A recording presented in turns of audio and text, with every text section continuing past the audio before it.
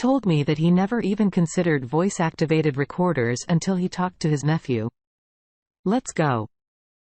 Our marriage had always been built on a foundation of trust, love, and mutual respect.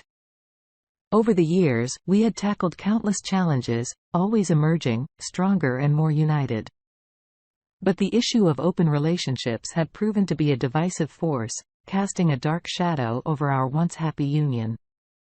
It was an issue that had first surfaced a few years ago, and it had continued to rear its head in our discussions ever since. On that particular evening, the tension in the air was palpable as we sat down to have yet another conversation about open relationships. I felt a heavy sense of dread in the pit of my stomach as we began to discuss the topic, fearing that it might be the straw that broke the camel's back. As I listened to my wife Pat passionately argue in favor of the idea, I couldn't help but feel a deep sense of hurt and betrayal. It felt as though she was asking for permission to cheat on me, to break the sacred bond that we had spent nearly a decade nurturing. My mind raced with questions. Was our love not enough for her anymore? Was I no longer enough for her? I tried to maintain my composure, swallowing the hurt and anger that threatened to overwhelm me. I knew that this was an important conversation and I couldn't let my emotions get the best of me. I needed to express my feelings clearly and calmly in the hope that we could find some common ground and resolve this issue. Once and for all, I didn't marry you to share you. I told her, my voice steady but firm. I could see the irritation flicker across her face. But I continued, when we made our vows, we promised to be there for each other through thick and thin, to love and cherish one another and to be faithful to each other. I don't believe that an open relationship aligns with those values, and I'm not willing to change them. Now, her response was dismissive as she rolled her eyes and told me that I was overreacting. She insisted that exploring an open relationship wouldn't diminish our love for each other, and that it could even strengthen our bond by introducing new experiences into our lives. But I couldn't shake the feeling that allowing other people into our relationship would only serve to erode the trust and intimacy that we have built over the years. We argued long into the night, each of us growing more frustrated and hurt by the minute. By the time we finally went to bed, we were no closer to a resolution, and I couldn't help but feel as though a chasm had begun to form between us. Little did I know that this was only the beginning of our marital turmoil. As the weeks wore on, the rift between us only seemed to grow wider. Our intimacy waned, with my wife becoming increasingly distant and uninterested in physical affection. I found myself lying awake at night, plagued by thoughts of her betraying me behind my back. She began spending more and more time with her friends from work, as well as reconnecting with old friends from her childhood. While I knew that it was healthy for both of us to maintain our own social lives, I couldn't help but feel an annoying sense of unease. Each time she went out without me, I found myself obsessively checking her social media, trying to glean some insight into her activities and the people she was spending time with. It was during this time of escalating suspicion that I had a casual conversation with my nephew about the latest technology in surveillance devices. He told me about voice-activated recorders and GPS trackers and how they could be used to discreetly monitor someone's activities as he spoke. I felt a mixture of intrigue and guilt wash over me. The idea of spying on my wife made me deeply uncomfortable. But at the same time, I couldn't shake the feeling that something was amiss in our relationship. I desperately needed answers. And this seemed like the only way to get them without resorting to hiring a private investigator, which was an expense I couldn't afford. After conducting some research on the best devices available, I made the difficult decision to purchase 2 voice-activated recorders and a GPS tracker.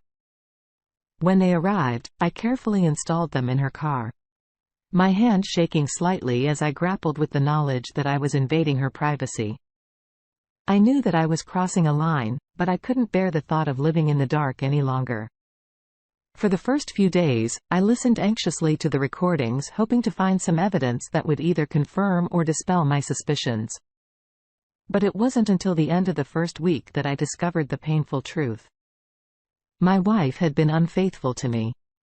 The sound of her voice, mingled with those of the men she had been seeing, was a gut-wrenching confirmation of my worst fears. I also found a conversation in which she bad-mouthed me to her friends, describing me as lame and boring. The betrayal cut deep, and I felt as though the wind had been knocked out of me. It was one thing to know that she had been unfaithful, but to hear her speak so disparagingly about me was a whole new level of hurt. As the initial shock began to wear off, I knew that I couldn't just sit idly by and let her continue to deceive me. I needed to take action and protect myself both emotionally and financially. I opened a separate bank account, careful not to arouse suspicion by transferring money from our joint account. I also began the process of distancing myself from her emotionally, no longer initiating physical contact or offering her any affection with a heavy heart. I realized that our marriage was beyond repair and it was time to take the necessary steps to end it, as difficult as it was to accept. I knew that I deserved better and that I needed to be strong in order to face the challenges that lay ahead, determined to protect myself and my interests. I decided to consult an attorney. I presented him with the evidence. I had gathered the recordings of my wife's infidelity and her disparaging comments about me. I explained the situation and my desire to file for divorce. My attorney listened carefully, offering his sympathy and professional guidance on the best course of action. He informed me that while Michigan is a no-fault state, the evidence of her infidelity could potentially be used to my advantage in negotiating the terms of the divorce, especially when it came to alimony. He advised me to gather more evidence if possible to strengthen my case and ensure a fair outcome. Taking my attorney's advice to heart, I decided to gather more evidence of my wife's infidelity. I rented a car to follow her discreetly, ensuring that she wouldn't recognize me or become suspicious. As I trailed her movements, I documented everything I saw with my phone: photos of her kissing other men, videos of them holding hands and embracing, and even some of them groping her in public. It was excruciating to witness these intimate moments between my wife and other men. But I knew that it was necessary in order to protect myself during the divorce proceedings. With a growing sense of resolve, I forwarded all the evidence I had collected to my attorney. He assured me that this would significantly bolster my case and that he would do everything in his power to ensure a favorable outcome for me with my evidence securely in my attorney's hands. I decided it was time to take the final step and file for divorce.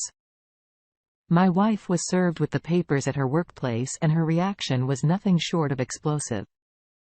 She called me, her voice shaking with rage, hurling insults and accusations at me, but I refused to engage in her outburst, knowing that I had made the right decision and that there was no turning back.